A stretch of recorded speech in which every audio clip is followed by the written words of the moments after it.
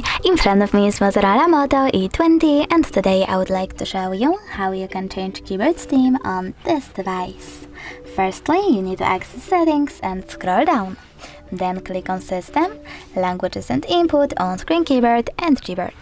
Then go into Theme over here and tap on Show More to see all available ones. When you're ready, you can click on one of those images, like that one. Tap on the switcher next to keyboarders to enable or disable them and tap Apply. You can do exactly the same with one of those colors. So now when I go back, I can see the theme of my keyboard has changed. Thanks so much for watching. If you enjoyed this video, smash that like button, comment and don't forget to subscribe. Bye!